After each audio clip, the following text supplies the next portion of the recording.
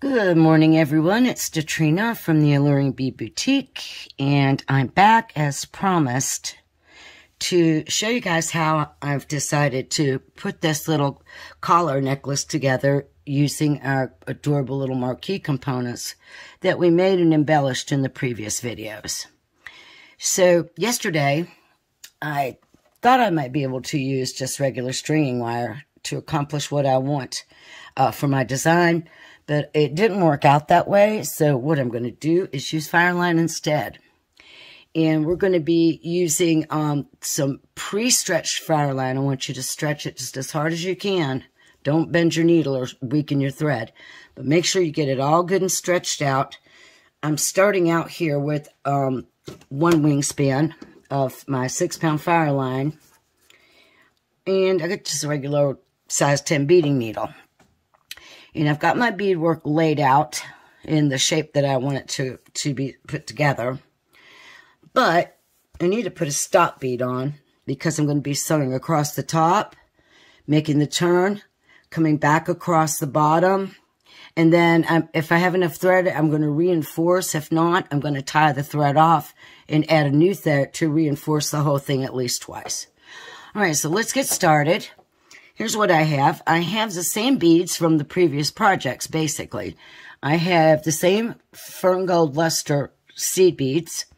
I have the Wasabi carrier beads, 2-hole carrier beads. I have the 8mm peridot crystal round faceteds. Actually, those two are 10s. I've got a couple of 8s, and I've got some 4s, and those are all the same bead color, just different sizes. And, of course, I've got my Wasabi Rivoli already stitched into my main component. And what I also have are some 6mm bicones, which are in a slightly darker green, more like a grass green. I'm sorry that I can't give you the exact color of that because I got those in a bundle somewhere, and they didn't come with a color code. So I have some in 6, and I have 2 in 8. All right, so what I'm going to do first is I'm going to go ahead and put on a stop bead. So what I'm going to use for a stop bead is one of these little 4mm. And I'm just going to carry that down towards the end of my thread. I'm going to leave myself just enough thread for a knot, about 4 or 5 inches for a tail thread. Pass back through that 4mm bead so that we can create a thread bridge on the outside of the bead. And that will hold the bead firmly in place on our working thread. Let me see if I can get a little bit more light on the subject. Okay, so I'm going to be stitching from left to right from my point of view because I'm left-handed and it's just easier for me to do it this way. I am just simply going to start picking up all of these beads across the top. And as I get to my carrier bead, so I've got a 4mm, 2 11/0s, my carrier bead through the top hole, then 2 11s, the 4, 2 11s, and then the next carrier bead. And I'm just going to let them all keep falling down towards my my stop bead. And I'm just going to continue on until I get all of these top beads done, and I'm trying not to knock the rest of my beads out of position here.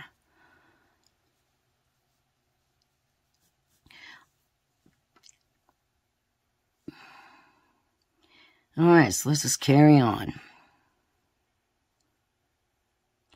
Now, when I get to this third carrier bead here, I'm doing something just a little bit different in the center. I've got this cute little Marquis bead, and let me see if I can tell you how long it is. It is right at 10mm. So it's a 10mm, kind of like a Marquis barrel bead. So I'm going to put that on. First I have to put my 2 11/0s. I'm glad I looked. Then this bead. Then continue on for all the beads on the right side of the center. And once I get everything strung on, we'll talk about making the turn. Just a few more to go.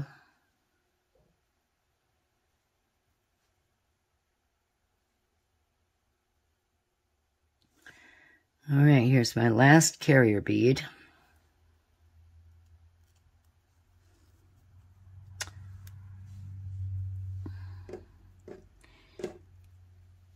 And I need these 2 beads.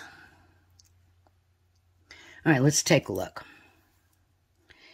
And I've kind of really messed up my bottom row, but I think it'll be all right if I slide some of these out of the way.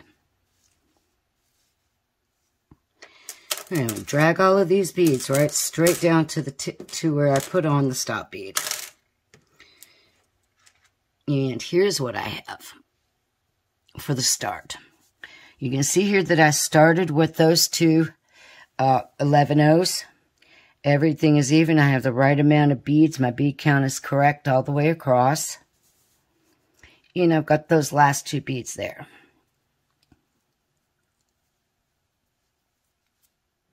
So on this end, what I'm going to do is I'm going to create a little V shape, which is also going to allow me to accomplish my turnaround, but it's also going to give me a starting point for the continuing on the length of the necklace this way and this way. So to do this, what I'm going to do is I'm going to pick up this 6 millimeter, and I'm going to pick up a 4 millimeter. Carry them all the way down here. I am going to skip back over this 4 mil, and I'm going to come back down through just my 6 millimeter back on, just like this. And what that's going to do is situate that little 4 millimeter bead right on top of the bicone. I'm going to pull it nice and snug. Then I'm going to pick up these 2 11-0s, and I'm going to go right down through the bottom hole of my carrier bead. So let me pull that through and you can get a better idea of what that looks like. So now I have this cute little turnaround, but I've also given myself a way to come up off of this bead and continue on with the beadwork. So before I move on with things, what I'm going to do is I'm going to position that bead so that the hole orientation goes side to side. That way you will not see any exposed thread, which is barely tiny minimal amount. But you want to pull that really nice and snug and get that thread as minimally showing as you possibly can before we start picking up the bottom row beads. So here I am. We've made the turn, and I'm coming out of that first carrier bead. So I'm just going to pick up 2 11-0s, the 6 millimeter bicone, 2 11-0s, sew through the next carrier. We just have to do it a little bit differently, because I want to have that nice natural curve, and I don't want things so scrunched up and tight that my top beads look, out of shape. So then I'm going to pick up 2 11-0s, and I want to pick up one of these 8 millimeter rounds and 2 11-0s. We'll just get the bottom row done, and then we'll worry about the components.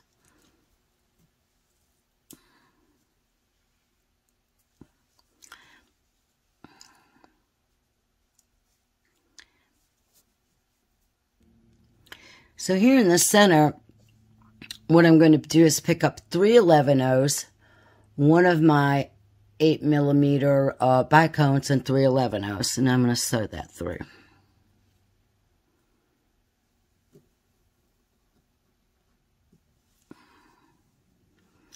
And if it doesn't look correct, which you kind of get a look at how your curve is going. And I think that looks okay. Now I'm just going to repeat these ones on this side. So we'll pick up the 2 11s, this 8 millimeter round, 2 11s. So through.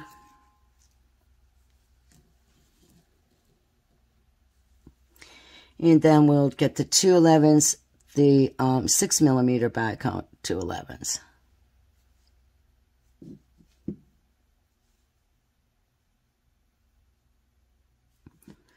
Maybe get one out here. And come through this last one.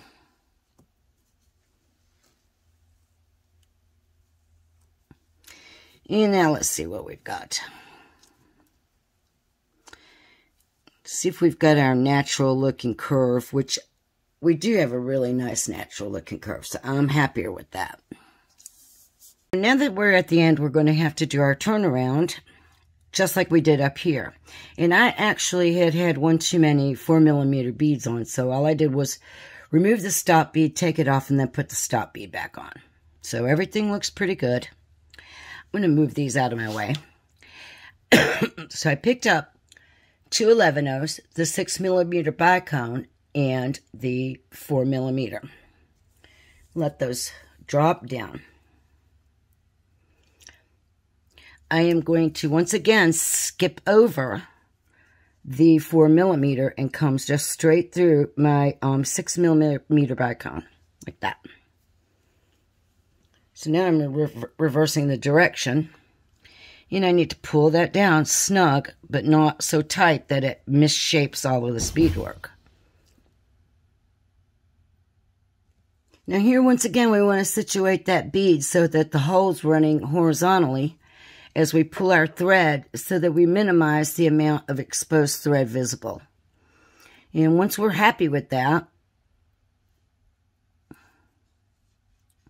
what we're going to do is we are going to we're going to skip this stop bead here. We're just simply going to sew down through the 2 seed beads.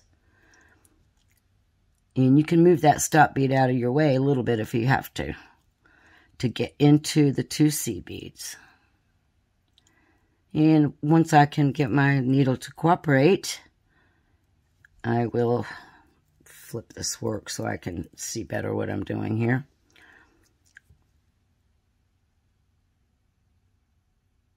Once I do that, I can sew also through that carrier bead. And I'm going to pull that through, making sure my thread doesn't get hung up over the top of that stop bead. So now,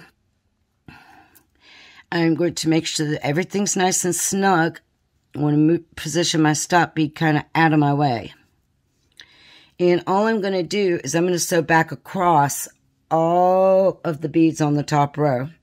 Because, like I said, we really want to add a couple of threads through here. It's going to be kind of a heavy piece of work with all of the weight of these bigger beads. So make sure you don't skip any beads and sew back through and reinforce. All right, so I've stitched all the way down the top row again. And this is my working thread coming out of the carrier bead here. I took my needle off my working thread and I've threaded it onto this tail thread. I removed the stop bead, threaded the needle on. What I'm going to do here is I am going to just end this thread. And the easiest way for me to do that is instead of coming up through and risking putting another thread bridge on this little bead here, I am just going to sew across and down the 2 seed beads on the bottom row. And once I get through there, I'm going to go into that, also the carrier bead, just like this. And I'm going to tie some 1/2-inch knots so I can end this thread. And it's going to get a little bit weird because basically, you know, we've got a loose thread hanging down here. But we want to make sure that we can tighten everything back up. All right, so once you get everything tight, we are just going to go under that little thread bridge, make a little loop, pass our needle through the loop. Sorry if I got out of frame. We're going to pull a 1/2-inch knot right there. We're going to come through a couple more beads, and we're going to do at least 3 of these knots. So pass through 2 seed beads in the bicone. I'm going to do another one right here beside the bicone. Pull it down. And I'm going to do one more. Move through the 2 seed beads and the carrier bead.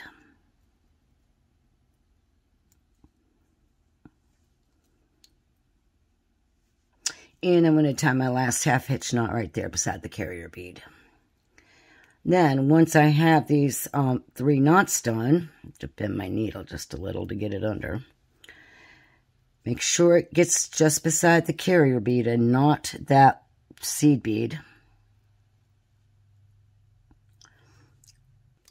I had to get my thread had gotten in front of that seed bead, so all I did was use my tweezers to pick it up and pull it back behind the seed bead. And then always remember that after you've tied that last half hitch knot, you want to move away from that before you end the thread.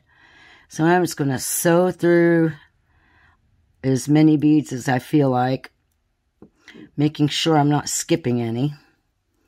Pull my thread through, and then I can cut that thread. I'm going to pull a little tension on it. And I have ended that tail thread.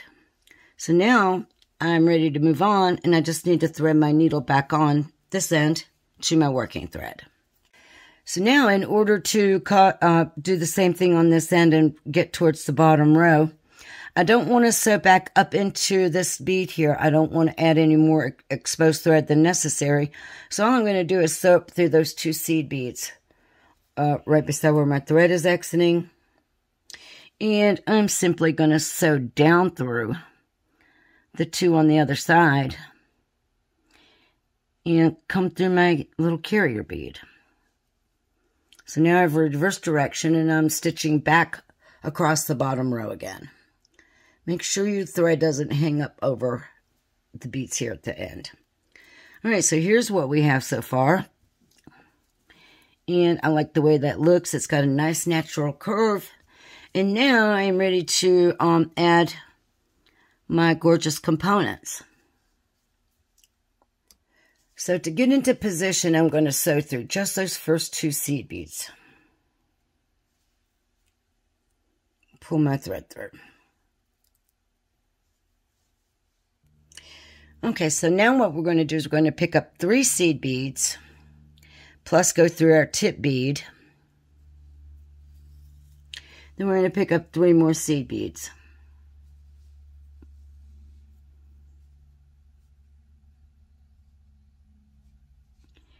And we are going to sew through the 2 seed beads on the opposite side of our bag cone here on the bottom row.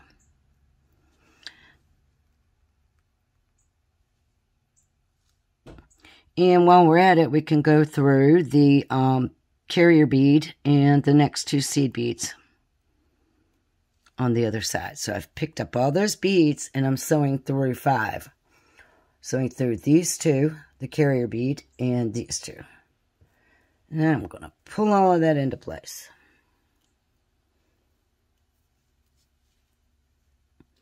Making sure nothing gets twisted up. And there I have my first little component. And it looks pretty cute like that. I like it. So now we've got a little bit bigger bead here.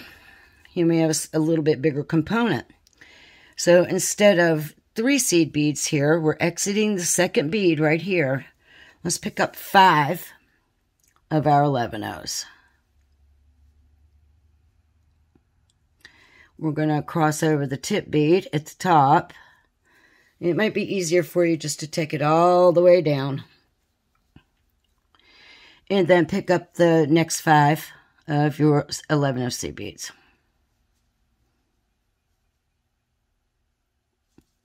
I find it easier to make sure I let them drop off my needle. Now I'm going to do the same thing. I'm going to come through the 2 seed beads on my bottom row, the carrier bead, And on the next one, I've got 3 seed beads I want to go through. So if I can get my needle to go through those. So you can see here that I'm sewing through the 2 next to my 8/0 round, my carrier bead, and my 3 11/0s on this side. And then I'm going to pull it all into position just like I did before. And lay it out to make sure that nothing gets twisted around. And pull it into position. We want it snug, but not too tight. And that looks pretty decent too. So now we've got this big component that we're going to contend with here, which is our center focal point. We've got an extra seed bead there. I think we could literally get by with using 5 here again instead of jumping up to 7. So I'm going to let that be your decision on how you want to do it. I'm going to try it both ways to see which way I like the best. So I'm going to start with 7. If I don't like it, I can always take it off.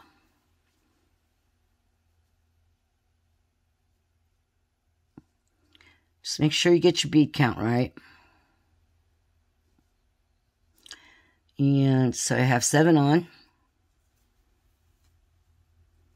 I'm going to come through the tip bead. Let's see what that looks like. If it's hanging down too far, it would be coming back up this way. I think I'm going to prefer 5. So really, to correct that, all I have to do is come back through my tip bead here and pull off 2 of my seed beads. So we'll do it that way. I think I'm going to stick with 5 on that one. It's just a little too long. Let me pull off 2 of those seed beads. And then I can just simply pass through the tip bead again. And pick up 5.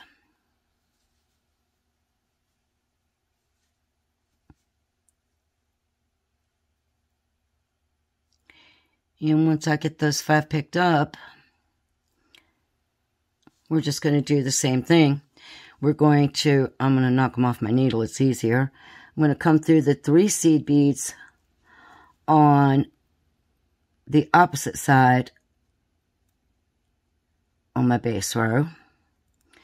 Push on through that carrier bead and try to push through those 2 11/0s also on this side.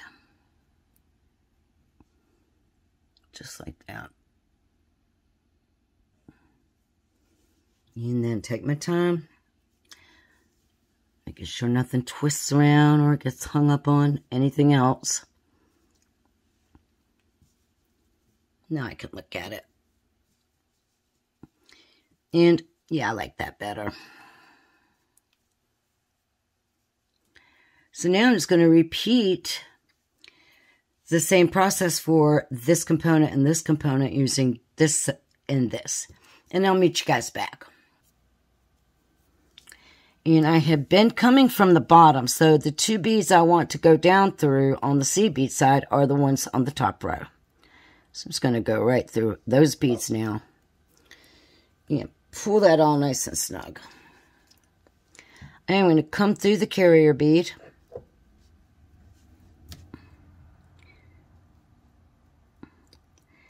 Just the carrier bead like we did before. And then I'm just going to tie some half-hitch knots here along the top row. We have done some designing on the fly when things didn't just work out exactly the way that we wanted them to. And I'm pretty happy with the way that this looks. So I'm thinking, as this has been a really long video, I think what I'll do is come back and show you guys some ideas about finishing off the necklace so that it, actually comes out to a decent length.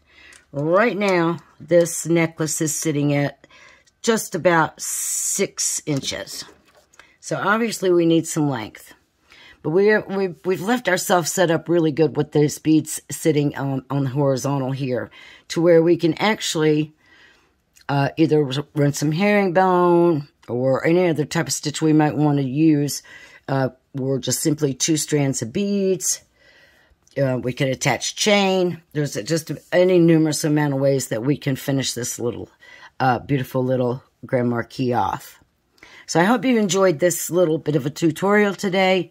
It may take me a bit to get back to this. I'm starting to work with metal clay now, and I've got some great beginner posts and videos that are going to be coming up towards the end of this month and on into June on getting started with metal and polymer clay.